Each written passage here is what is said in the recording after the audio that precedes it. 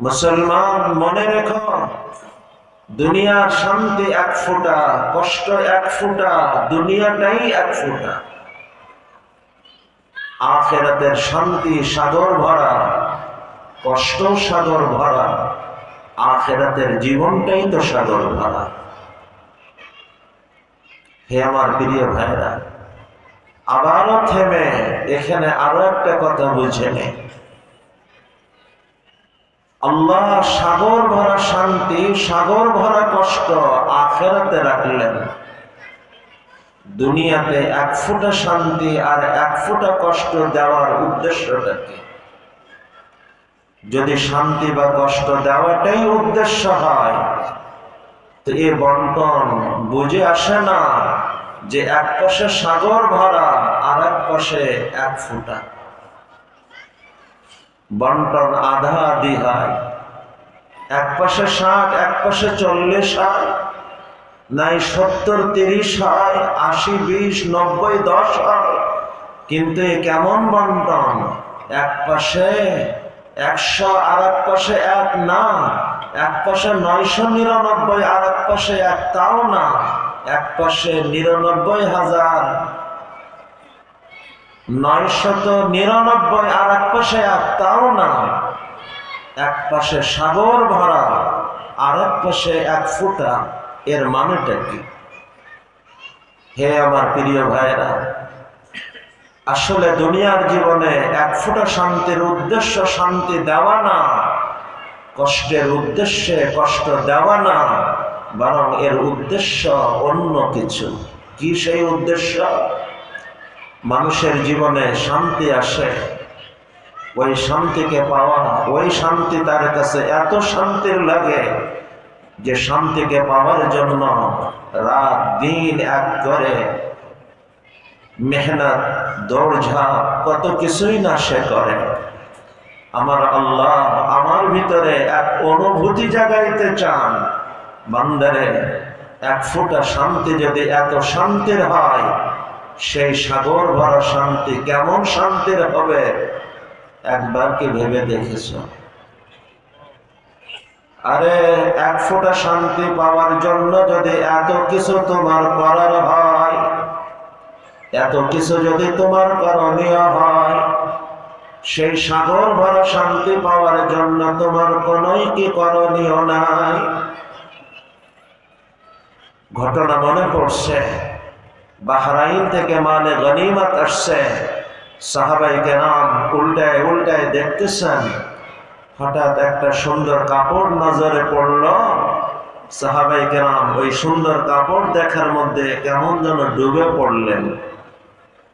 এত সুন্দর, এত মিহিন, এত মোলায়েম, এত সুন্দর চমৎকার কাপড়, সবাই যেন ওই কাপড় দেখার মধ্যে ডোবা। নবীজি সাল্লাল্লাহু আলাইহি ওয়াসাল্লামের নজরে পড়ল। নবীজি সাথে সাথে বলে উঠলেন, আরে 2 দিন আগে যে সাদ মারা গিয়েছে না, আল্লাহ তাকে জান্নাতে যে রুমালটা দিয়েছেন সেটাও এর থেকে অনেক অনেক উন্নত। ভাববার বিষয় হলো, সাহাবায়ে কেরাম দুনিয়ার সুন্দর একটা কাপড় দেখার মধ্যে ডোবা। নবীজি এই কথা বলে তাদের অন্তরকে এই সুন্দর কাপড় থেকে টানতে টানতে জান্নাতের কাপড় পর্যন্ত নিয়ে যাইতেছেন। কেন? এই কথা বোঝানোর জন্য মুসলমান, তোমার চোখ যখন দুনিয়ার কোন সুন্দর কাপড় দেখবে, তোমার দেখা যেন এই সুন্দর পর্যন্ত থেমে না যায়, এই সুন্দরের ভিতর দিয়ে তোমার চোখ যেন জান্নাতের সুন্দর পর্যন্ত অনুভব করতে শুরু করে।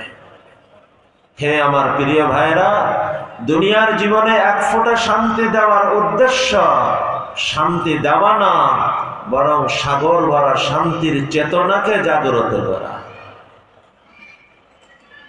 মানুষের জীবনে কষ্ট আসে, মনে হয় পায়ের তলার মাটি সরে যাইতেছে, আসমান জমিন পিষে তাকে ফেলছে, দুনিয়া অন্ধকার হয়ে আসছে।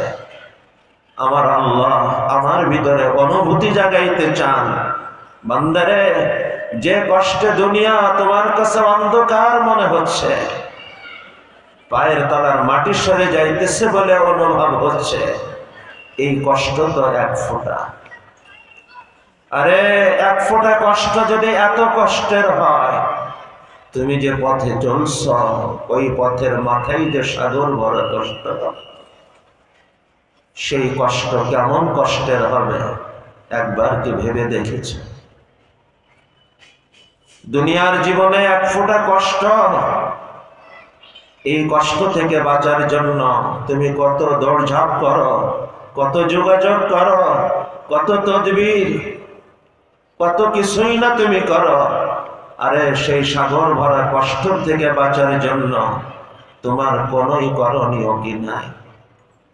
সেই সাগর ভরা আখিরাতের কষ্ট থেকে বাঁচার জন্য তোমার কোনোই কি করণীয় নাই? হে আমার প্রিয় ভাইরা, দুনিয়ার জীবনের এক ফোঁটা কষ্টের উদ্দেশ্য আখিরাতের সেই সাগর ভরা কষ্টের চেতনাকে জাগ্রত করা। কুরআন বলে, ওয়ালানুযীকান্নাহুম মিনাল আযাবিল আদনা দুনাল আযাবিল আকবার লাআল্লাহুম ইয়ারজিউন। আমি আল্লাহ আখিরাতের বড় কষ্টের আগে, বড় সাগর ভরা কষ্টের আগে দুনিয়ার ছোট ছোট কষ্ট বলো এক ফোঁটা কষ্ট দিয়ে থাকি। কেন? লাআল্লাহুম ইয়ারজিউন, লাআল্লাহুম ইয়ারজিউন। এই এক ফোঁটা কষ্টের ভিতর দিয়ে যেন সাগর ভরা কষ্টের চেতনা তার দিলের মধ্যে জেগে ওঠে, সে তার জীবনকে নিয়ে নতুন করে ভাবতে আরম্ভ করে, জীবনকে সাগর ভরা কষ্টের থেকে ফিরায় সাগর ভরা শান্তির পথ, জান্নাতের পথে যেন সে ফিরায় আনতে পারে। লাআল্লাহুম ইয়ারজিউন, লাআল্লাহুম ইয়ারজিউন। হে আমার প্রিয় ভাইরা, তো মূল কথা হলো দুনিয়ায় এক ফোঁটা শান্তির উদ্দেশ্য শান্তি দেওয়া না, বরং সাগর ভরা শান্তির চেতনাকে জাগ্রত করা। দুনিয়ায় এক ফোঁটা কষ্ট দেওয়ার উদ্দেশ্য কষ্ট দেওয়া না, বরং আখিরাতের সাগর ভরা কষ্টের চেতনাকে জাগ্রত করা, জীবনকে নিয়ে নতুন করে কিছু ভাবানো, এটাই এর উদ্দেশ্য। এই হাদিসকে সামনে রেখে খুব সংক্ষিপ্ত এই ধারাকে সামনে না বাড়ায় এতটুকুর পরে কথাকে শেষ করে আমি মূল কথার দিকে ফিরতে চাই। মূল কথা বলতেছিলাম, মানব জীবনের যত ধারার প্রয়োজন, তার খাবারের প্রয়োজন, চিকিৎসার প্রয়োজন, বস্ত্রের প্রয়োজন, বাসস্থানের প্রয়োজন, তার অক্সিজেনের প্রয়োজন, তার দেখা বলা শোনার প্রয়োজন, বোঝার প্রয়োজন, যত লাইনের যত প্রয়োজন, সমস্ত প্রয়োজন আলাদা আলাদা ভাবে না একত্র ভাবেও এই প্রয়োজন হলো এক ফোঁটা। আর দিন পাওয়ার প্রয়োজন আমার আপনার জীবনে, দিন পাওয়ার প্রয়োজনটা হলো সাগর ভরা। প্রমাণ কি? এ তো দাবি হলো, প্রমাণ কি?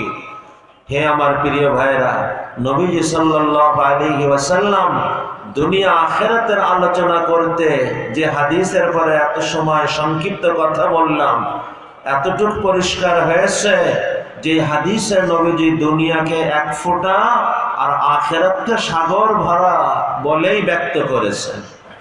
তো দুনিয়া যখন এক ফোঁটা, লক্ষ্য করেন, দুনিয়াটাই যখন এক ফোঁটা, তো দুনিয়ার সব প্রয়োজন একত্র করে সেটা দুই ফোঁটা হবে কেমনে? মনে করেন এই যে বোতল, 1 লিটারের বোতল মনে করেন, এই বোতলটা যদি 1 লিটারের বোতল হয়, এর ভিতরে 2 লিটার পানি থাকার কোনো সুযোগ আছে? বোতলটাই যখন 1 লিটারের, এর ভিতরের থাকা পানি সর্বোচ্চ 1 লিটার হতে পারে বা তার থেকেও কম। যখন নবীজি সাল্লাল্লাহু আলাইহি ওয়াসাল্লাম বলতেছেন দুনিয়াটাই এক ফোঁটা, তো দুনিয়ার সব প্রয়োজন মিলে 2 ফোঁটা কেন 1.5 ফোঁটাও হবে কেমনে? এটা তো 1 ফোঁটা বা তার থেকেও কম হবে। যখন দুনিয়াটাই এক ফোঁটা, তো দুনিয়ার সমস্ত প্রয়োজন মিলে সর্বোচ্চ এক ফোঁটা হতে পারে বা তার থেকে কম হতে পারে, বেশি হওয়ার কোনো সুযোগ তো নাই। আর আখিরাত হলো সাগর ভরা। আর মনে রাখা, সেই আখিরাতের সাগর ভরা আখিরাতের সমস্ত প্রয়োজন পূরণ হওয়ার শুধু মাধ্যম না, একমাত্র মাধ্যম, শুধু মাধ্যম না, একমাত্র মাধ্যম দ্বীন। আখিরাতের সেই সাগর ভরা জীবনের সমস্ত প্রয়োজন পূরণ হওয়ার একমাত্র মাধ্যম হলো দ্বীন। হে আমার প্রিয় ভাইরা, আমার আপনার জীবনের সেই সাগর ভরা প্রয়োজন, আখিরাতের সাগর ভরা জীবনের সব প্রয়োজন পূরণের মাধ্যম যখন দ্বীন, আমরা খুব সংক্ষেপেও বলে দিতে পারি এই দ্বীন পাওয়ার প্রয়োজনটাও সাগর ভরা, কারণ এর পরেই নির্ভর করে আখিরাতের সাগর ভরা জীবনের সব প্রয়োজন পূরণ হওয়া।